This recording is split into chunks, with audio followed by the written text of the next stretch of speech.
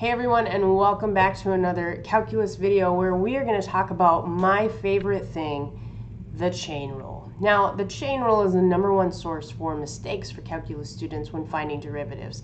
And so today we're going to kind of walk through why we need the chain rule, what it is, and how we can apply it in various ways.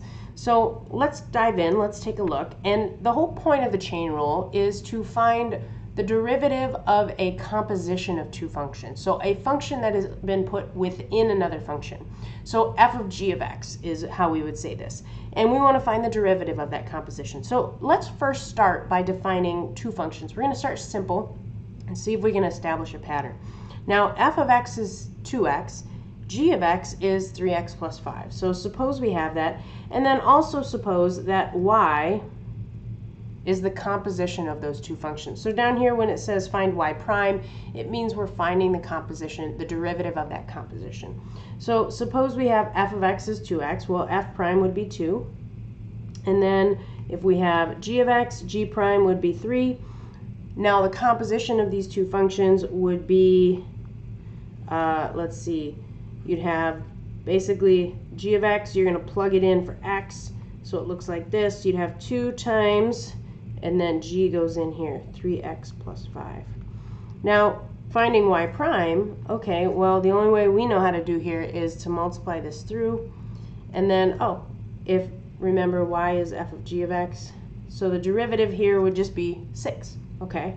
So, right off the bat, it almost appears as though the derivative just might be f prime times g prime. It's not that, though. We need a different example because one example is not enough to establish a pattern, and really 2 is not either, but we're going to do 2 and call it good for the sake of time. So let's look at another example. This one's a little more complex. So here we have some functions involving exponents. So let's go ahead and establish our derivative. So f prime would be 2x, g prime would be 6x. Now f of g of x would be, remember, f prime is x squared, so I'm going to take the g equation, and put it in for x, so it's going to be the whole g equation all being squared. So we'll have 3x squared plus 1. Now, to find the derivative, because I don't know how to find the derivative of a function that's been put inside of another function, notice you have a function inside parentheses being squared. So we're going to have to algebra our way out of this for now. And the way that I'm going to do that is I'm going to write out this function, and I'm going to multiply it out, and I'm going to turn it into a polynomial and do the derivative that way, because I know how to do that. So when I multiply this out, I get 9x to the 4th plus 6x squared plus 1, meaning that my derivative is 36x cubed plus 12x. Now, not helpful, because I don't know what components, f of prime and g prime, I don't know where those are.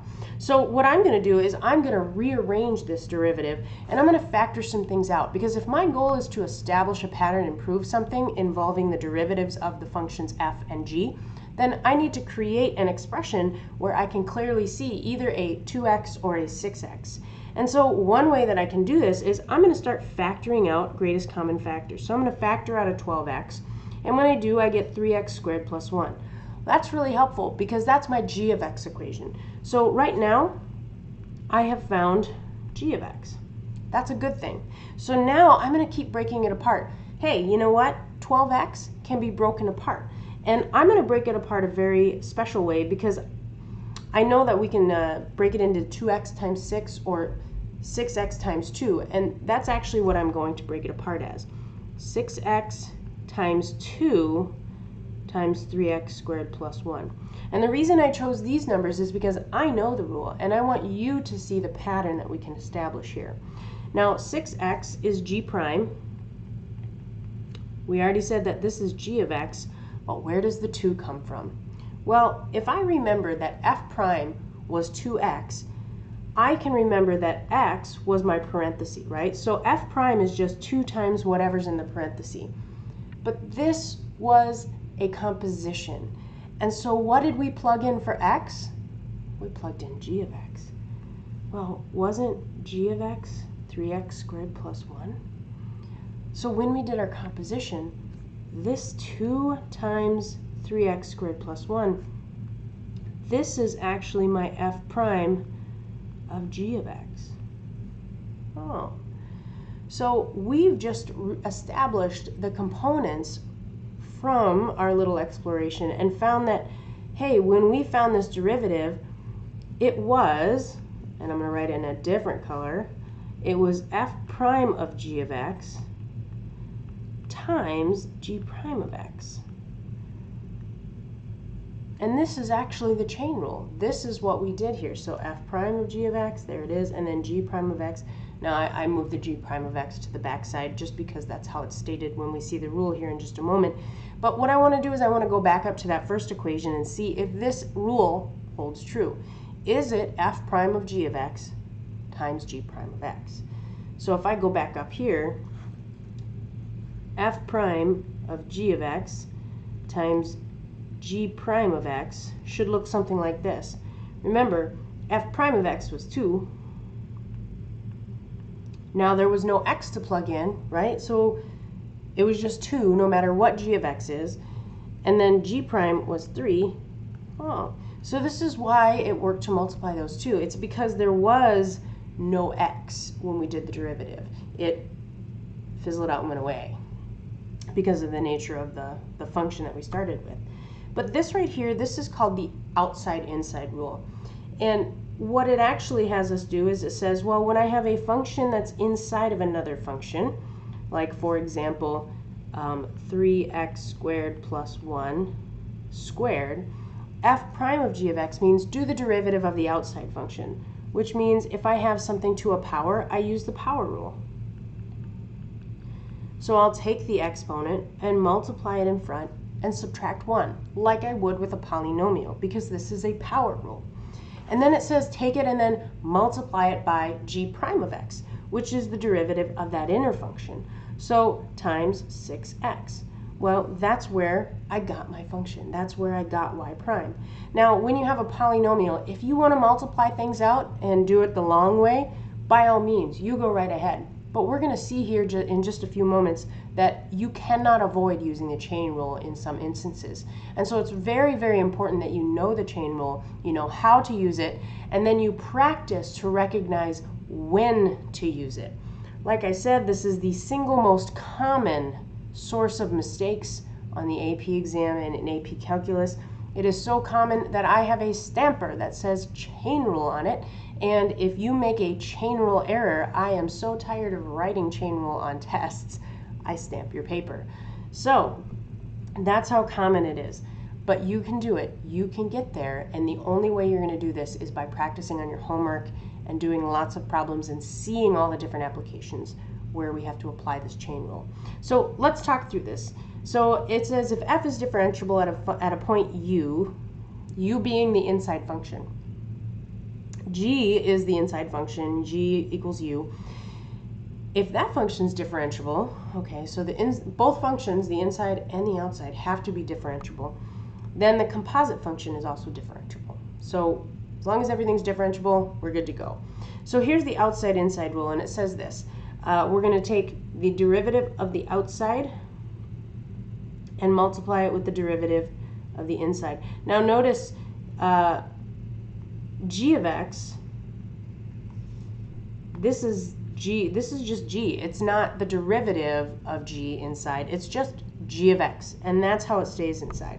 Now, Leibniz uses different notation, and his notation is also valuable. And you'll see as you start your assignments, sometimes those assignments ask you to use Leibniz notation. Sometimes they ask you to use the outside-inside rule. And that's just to give you practice so that you can choose a method that works best for you. If you know which method is going to work for you, I recommend just picking a method and going with it. Generally speaking, the outside-inside rule is probably the most efficient, and that's the one that I'll be kind of moving to as we get later into the video. So let's take a look at a few examples, and I'm going to show you both the Leibniz notation and Newton's outside-inside rule notation. And for the first two, that's what we'll do, and then we'll just kind of move in, just use the outside-inside rule. But here we go. Find dy dx if y is sine of 3x plus 1. So first things first, I'm going to recognize that this is my outside function, and 3x plus 1, this is my inside. So for Leibniz, he says identify what u is. Well, u is the inside function. Okay, and then identify the outside function. So this is going to be f of the function u, which I always think is such a poor choice. I feel like f of u, it's great. I don't know, mathematicians just don't think about that stuff, I guess. But it's going to be sine of this function u. So then Leibniz says do this. He says find du dx. That means find the derivative of the inner function with respect to x. Well, it's just 3. Derivative of 3x plus 1. And then he says find dy du. That means, or df du, depending on what letters you want to use, as long as you understand that y is f of x, right?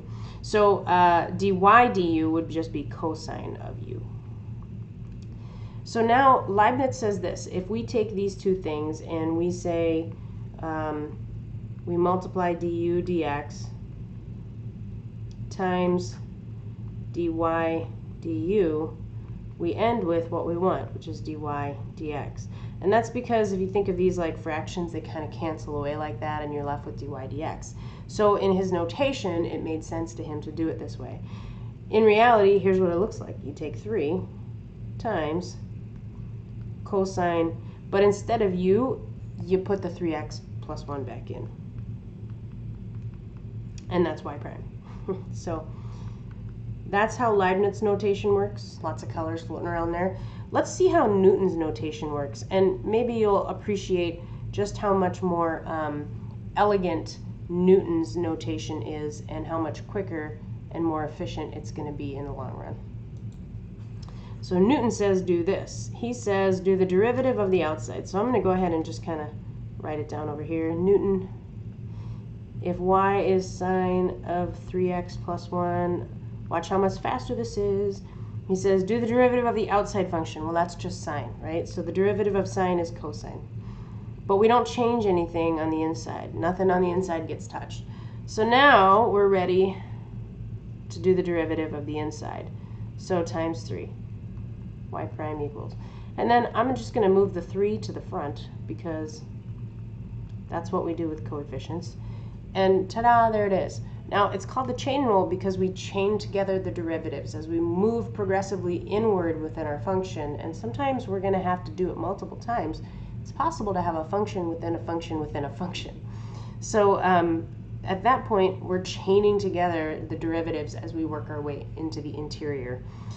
So Newton's way is just, I think, a little faster, a little less writing. If you prefer Leibniz, then you go right ahead and you do the Leibniz way. I'm going to continue doing Newton. I'll do one more with Leibniz, though, just so we can see how to approach it. So here we go. Leibniz. So let's identify what's happening here. We have sine, and then we have a function on the inside. So this is my u. So I'm going to identify u, x squared plus 1. I'm going to identify du dx. That's 2x. Sorry, x squared plus x. 2x plus 1 is my du dx.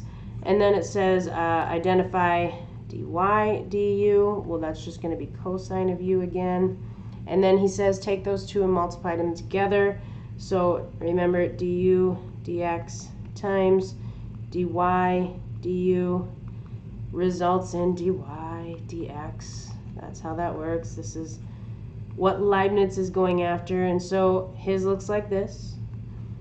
2x plus 1 times cosine, but instead of u, I'm going to put in the x's. Ta-da, and there it is. There's really not much else you can do with this one. So there you go. Now, when we use Newton's notation, so Newton, there we go, y is sine of x squared plus x. Newton says, hey, just do the derivative of the outer function, cosine. Don't change the inside. And then multiply it by the derivative of the inside. Ta-da! So much faster. Now remember, we like to wrap everything up in parentheses, And I'm going to go ahead and move that 2x plus 1 to the front. I just don't like things. I like my trig functions to be last. Then there's no doubt about what I am doing the derivative of. So there's Newton's method of finding that derivative. So in my class, when we refer to the chain rule, we refer to it as when you have stuff inside of a function. So we have all these different kinds of functions. We've got sines and cosines, we have square roots, we have natural logs, we have exponentials, we have e to the x, that's another exponential, we have 1 over stuff. So there's lots of things happening where we can have a function within a function. Recognizing when you have a chain rule type problem is the tough part. And so that's going to come with practice and experience. But what I want you to understand is that when we apply this chain rule, the stuff is inside of this other function. I want you to think of this other function like a pie crust, right? We like food. So a pie crust. And the stuff that's inside, that's the good stuff. Like that, we can't touch that. We can't change that. So when we do the derivative of the outer function, we got to leave the good stuff alone. You know, don't mess with the cherries, don't mess with the pot pie, don't mess with the chocolate that's inside, right? So the crust, you do the derivative of the crust, right? Then, once you've done the derivative of the crust, you leave the good stuff alone, it's got to stay in there, right? Then, we take whatever that stuff is, we tack on the derivative of that on the outside, right? So while it's in the crust, while it's in the function, you don't want it to be changed or messed with. So now let's do a little bit of practice, right? So with practice comes proficiency, and as we become more proficient, then we approach mastery. I don't expect you to be perfect on every problem. You're going to have questions along the way, and that's just fine. Let me see if I can show you as many different kinds of examples here today, so as I can, set you up for success. You're still going to run into some challenges, though. That I can promise you. So let's take a look. This is what I like to call an incognito chain rule problem. So it's called incognito because when you have a trig word raised to a power, we tend to forget that the trig word is actually the interior function. So I'm going to use the outside-inside rule from this point forward. If you like the Leibniz notation, just remember the u is the inside function. Sine here is actually the interior function. So according to Newton, the way that I would use the outside-inside rule is I would recognize that the outside function is a power. So it's something to the 5th power. Well, when I find that derivative, the power rule tells me to take the exponent, multiply it, and then reduce the power by 1. So that's the outside rule, and that's how I'm going to treat this. So when I go to find y prime, the first thing I'm going to do is use that power rule. Now I'm going to leave the good stuff inside alone. That sine, I'm going to leave it alone, and I'm going to apply my power rule. Then I'm going to tack on the derivative of sine. Okay, so this is stuff prime. So the derivative of sine is cosine of x. So my final result here looks like this. Y prime, and here we'll use a different color. Y prime is 5 times the sine of x to the 4th power times the cosine of x. So there's my derivative using my chain rule. Let's keep going. Let's see another one. Here we have a square root. Now, before I can use any sort of derivatives on a square root, what I'm going to have to do is I'm going to have to remember to write this as a power function. So we like power functions because then we use the power rule.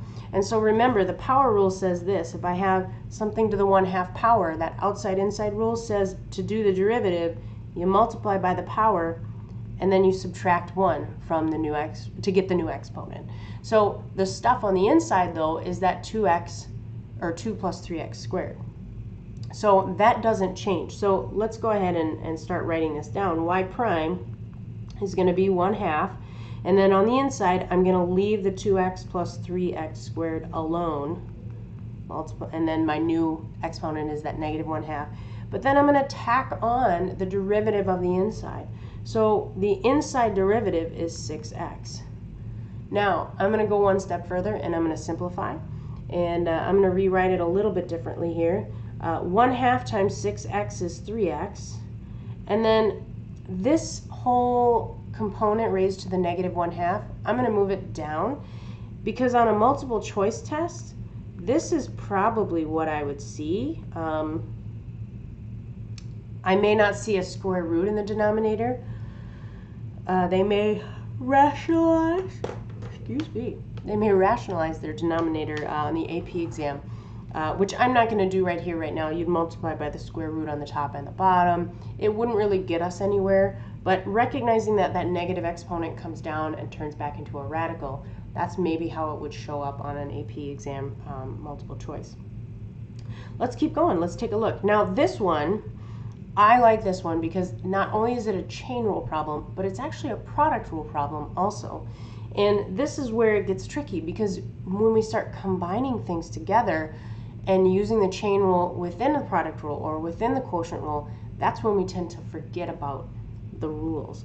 So recognizing that, oh, this is U and this is V, I need the product rule.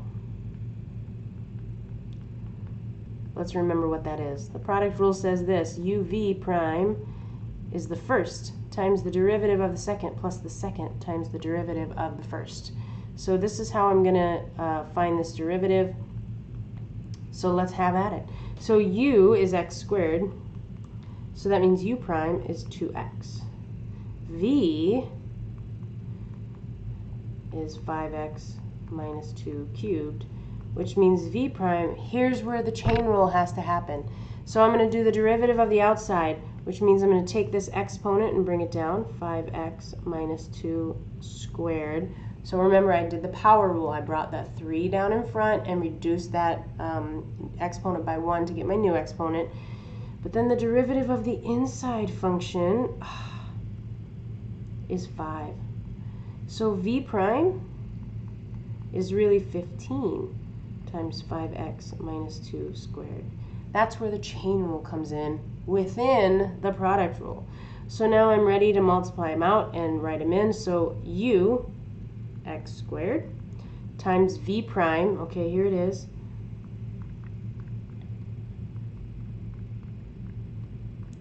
that was a lot, plus V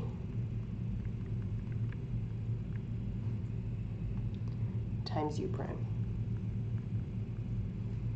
And when I clean this up a little bit, here's where I kind of get to. 15x squared times 5x minus 2 squared plus 2x times 5x minus 2 cubed. Now, I want to show you a little trick, because if this was a multiple choice test on your AP exam, this option would not show up. It would not be there. And so I'm going to show you some algebraic manipulation here that may come in handy not only on your AP exam, but potentially on a test in this class. So let's take a look at some of the algebra that you might be expected to do to be able to find the multiple choice answer on your test. Now, one thing I'm going to notice is that I have two terms. Terms are things that are separated by addition and subtraction. Now, within these two terms, I have a common factor. And this common factor is 5x minus 2. I have a 5x minus 2 squared and a 5x minus 2 cubed. So what I'm going to do is I'm going to factor out 5x minus 2 squared. Now when I do that, here's what's left. I'm going to use square brackets to kind of differentiate and set them apart from each other. I'm still going to have 15x squared here, but now I'm going to have 2x, and I'm still going to have one of these 5x minus 2's left. Now, I'm going to take the 2x and I'm going to distribute it into this set of parentheses. So here's what I have. Let's switch colors a little bit. So I'm going to have the 5x minus 2 squared, 15x squared plus 10x squared minus 4x. 5x minus 2 squared. When I combine my like terms, I'm going to have 25x squared minus 4x. Now, this would probably be closer to what I would see on the AP exam. Now, they may even go a step further and factor an x out of the second parenthesis, and you can put that in the front. If things are all being multiplied, you can rearrange them in whatever order you want. So you might see it like this: x times 25x minus 4 times 5x minus 2 squared. This would more than likely be what would show up as an option for the answer. And if you didn't know how to get from right up here with the yellow highlighting to this end, then how would you recognize what the answer is? So knowing how to factor out that greatest common factor of an entire quantity is a really important skill, and it's going to help you gain points on your AP exam. Let's keep going. Let's see another one here. So this is y equals the tangent of 5 minus 5 minus, there we go. My screen wants to do its own thing. 5 minus sine of 2t. And I'm going to zoom out a little bit because, oh my goodness, I don't know if you realize what's happening here, but this is a double chain rule problem. And we call this double stuff. So here's my potential student fretting, oh no, it's double stuff. But it's okay, we can handle this. We are confident calculus students and we can handle whatever we're given. We just need to sit down and power our way through and not be afraid of a challenge. So here's what I mean when I say double stuff. You have tangent of stuff, so there's stuff 1, but then stuff 2 is the angle inside of the sine. So you have stuff within your stuff, double stuff. But let's work our way through. We're going to use the outside-inside rule. So it's going to be okay. So here we go. Derivative of tangent. This is where I'm going to use the pst, right? So the derivative of tangent is secant squared. I got this. So y prime equals secant squared, and then I don't touch the stuff. Okay? I'm going to erase my pst so I have some room. Now I'm going to go to the inside. So what's the derivative of this, right? So the derivative of 5 minus sine of 2t, okay, well, the minus hangs out. The derivative of sine is cosine. So it's just going to be times cosine of 2t. Now, I'm not going to touch that stuff. Don't touch the stuff, okay? It's like having a pot pie inside of your pot pie. It's like at Thanksgiving, you ever heard of this thing called a turducken? It's a turkey stuffed with a duck, stuffed with a chicken. So it's like, hey, when you do the derivative of the turkey, you leave the duck and the chicken alone, right? But then you pull the duck out, you do the derivative of the duck, but you leave the chicken alone because the chicken's still on the inside. And then at the very end, you tack on the derivative of your chicken. It's your turducken. It's your double stuff. So we're not going to touch that 2t just yet. Here's where we're going to do the 2t. Multiply by the derivative of just 2t. It's just going to be 2. And you know what? I forgot my negative sign. I got so excited to talk about turducken. The derivative of negative sign is actually negative cosine. So I forgot about that, and maybe you noticed it, and if you did, bravo. So let's clean this up a little bit. Y prime. I'm going to move the 2 to the front. Any coefficients always go out in front. And then after that, it kind of doesn't matter, but I am going to put things in parentheses just because I have a lot going on. And then negative cosine 2t. I could have put the negative sign with the 2. Whatever. In any case, you can organize it however you want.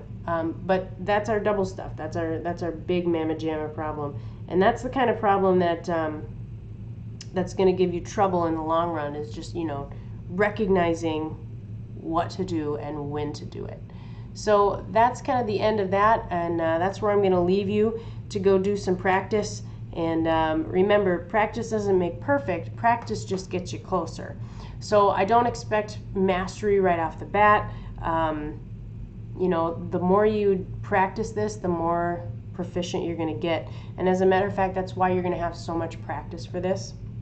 And that's why we're going to spend so many days working on these problems. So keep that in mind and just keep at it. I know you guys can do this. It might feel like, holy cow, what am I doing? But just keep at it. You're going to get there. I've seen it happen. So you've got this.